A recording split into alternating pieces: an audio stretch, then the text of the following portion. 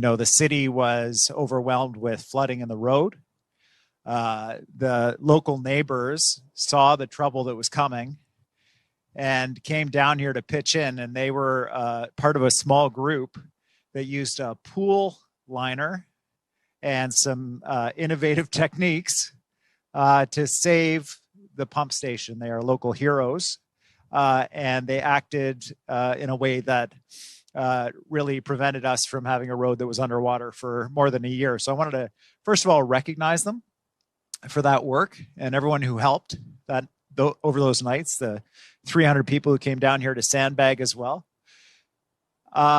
These memories are all too fresh for people in this area. The breaching of the dike, the water pouring in, the threat to the pump station, the impact of farmers around here, the thousands of families that were affected, the roads and bridges being washed out.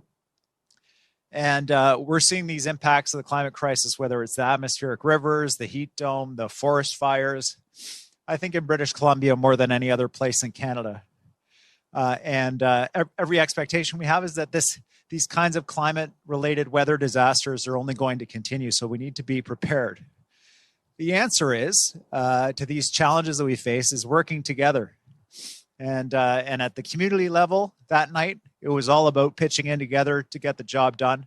At the provincial scale, it's about us working with First Nations, with the local government, with the local community to make sure we have the infrastructure in place so we're prepared for what we know is coming. We need people to be safe when the next flooding event occurs. We don't want to call on Chris and Cam and Lee and say, hey, bring that pool liner back down. We need you again down at the pump station.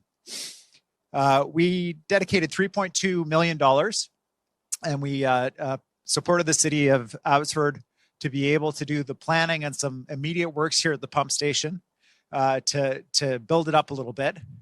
And they, along with the First Nations and us, have put forward an application to the federal government for funding for a second Sumas pump station to take pressure off of this pump station and for support here.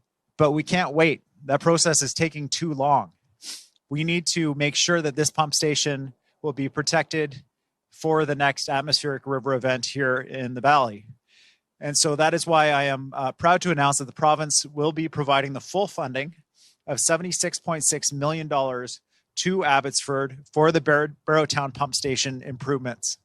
This is everything from a flood wall to other critical improvements to make sure we're not dependent on pool liners to protect the people of this area.